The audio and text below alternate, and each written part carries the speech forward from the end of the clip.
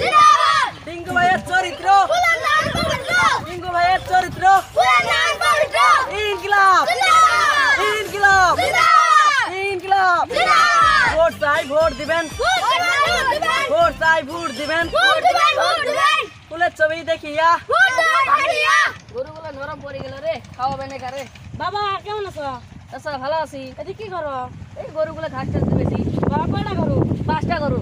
কি রে চাচা চাপে দেখুন নাকি? আরে বাবা গরুটা কেন নরম করে ফেলাইছ? ও চাচা বর্তমান ঘাসে নাই। বাবা গরুতে নরম ফেলাইছ, আমার বাড়িতে চাপন নিয়ে আসিস যাইস, একটা বস্তা নিয়ে যাইস, বুঝছো? মানুষ দুনিয়া টিয়া ছিঁড়ে বেছে তোকে খালি চাপড়ের আলাপ। এক বস্তা চাপড় দিবেন তা কি? ও বাবা আল্লাহ রাখুন করছে। এ নাসিস চাচা দিত কত দুম দে না 2-4 হাজার টাকা দে চাচা। ছাতিটার বছর দেখছো দেখছো আজকাল গেন্দা আছে না নাই রে? আমি এটা এমএলএ মানুষ আমার সবাই সাপোর্ট করে।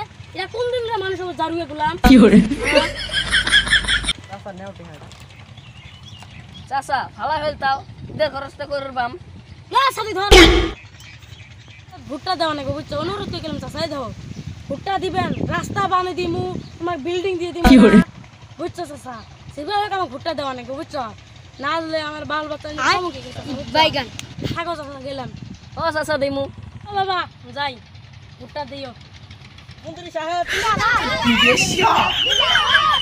আগত আমি 30 বার টাঙ্গে আসলেন এলা ভূত আছে এলা মন্দিরে আছে আমার বিল্ডিং তুলে দেবো গাড়ি কিনে দিব হুড়ো গে চললে সারাম ভোটের নামে নহু